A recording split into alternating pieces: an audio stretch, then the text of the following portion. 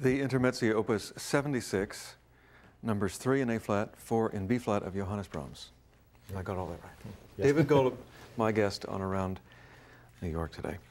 You are a participant in the 92nd Street Y Schubertiade, yes, which is all about Schubert. What is a Schubertiade for people who don't know? Well, the Schubertiade originally were the gatherings at various houses of Schubert's friends, where a lot of his music was first played, and maybe only played. And it was, his friends would get together, he would play, he had friends who were wonderful musicians, singers, and string players as well. And those were the original Schubertiades. Recently there have been many wonderful, actually, organizations of concerts across also a number of years, leading up to the 1997, which is the bicentennial, actually, of Schubert's birth. You know, many people know that Schubert had these evening soirees, but I didn't know they were called Schubertiades. Now, he's famous for, I don't know what he's most famous for, but songs might be. I think one so. of the things he wrote over 600 songs. Were his songs well known in his lifetime? Certain of them were very, very well known. They were among the works that were published and actually performed. Like the Trout might be. The Trout, definitely, and the Earl King. Earl King. Gretchen at the Spinning Wheel, for instance.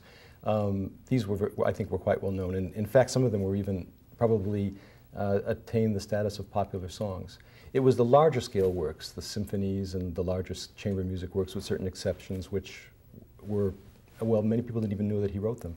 You know, in 1928, which was actually the centennial of his death, Rachmaninoff, who was a great composer and of course a great pianist, a very great pianist, and was a man in his 50s, remarked to a friend of his that he hadn't even realized that Schubert had written piano sonatas.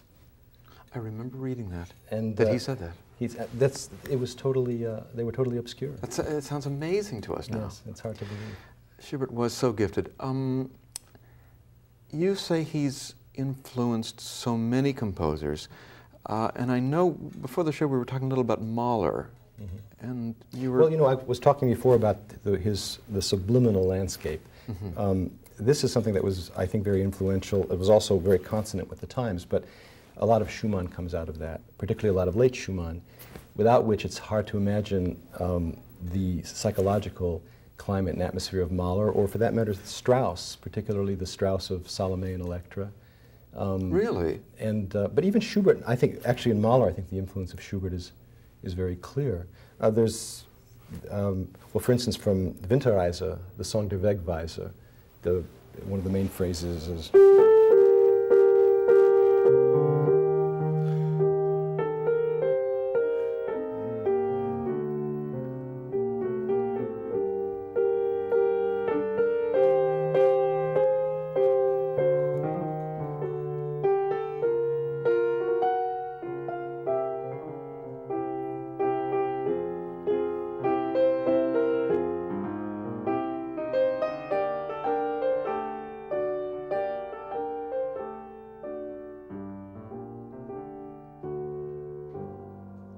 then, if you take the last of the Wayfarer songs, Die zwei blauen Augen of Mahler, you have this.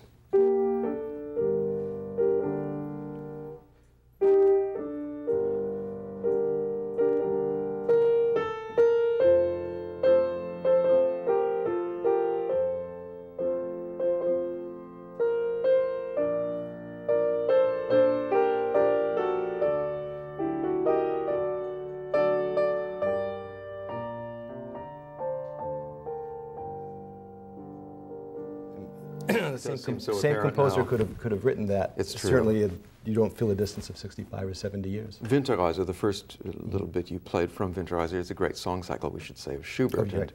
And this second piece was of Mahler. The Songs of the Wayfarer. Which is another song cycle on that of Mahler. Both great composers, but you can see when you... I never thought of that. Thank you for pointing that out. Well, I think in Mahler, a particular influence of Schubert, and he, of course, knew particularly in the very, songs, very well. too. Play some Schubert? Sure. What would you like to do? Perhaps another impromptu from Opus 90, number 3 in G-flat major. Terrific. David Golub is my guest in this hour of Around New York.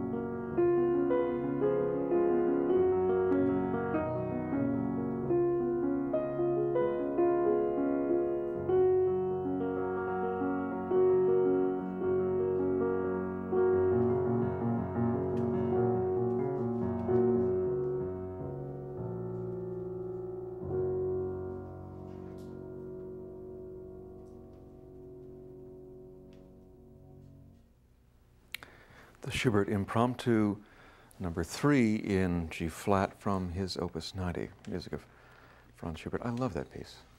I love. Who wouldn't love that piece? Perhaps one of the most beautiful pieces. Oh, I love that piece. Certainly a candidate for the top 10. David Golub is my guest on Around New York this evening, and we'll be back in just a moment.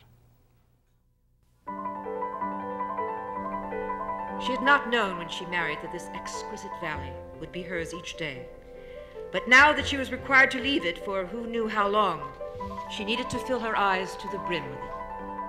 James Antonio, Isaiah Sheffer, and Kathleen Widdows read stories by Russell Baker, E.B. White, and Roberta Silman on the next Selected Shorts. Sunday afternoon at 4 on FM 93.9 and Sunday evening at 6 on AM 820.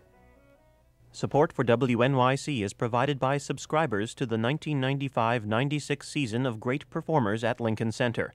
For complete brochure and subscription information, call Center Charge 212-721-6500.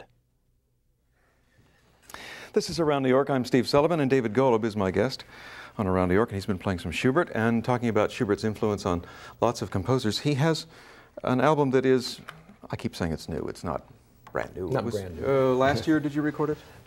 It was recorded last year. It was released in, I think, November. And it's all music of Schubert? All Schubert. Let's sample something from it. What would you like to do? Maybe the last of the Drei Klavierstücke, number 3 in C major. Great. This is music of Franz Schubert, as played by my guest this hour on Around New York, David Golub.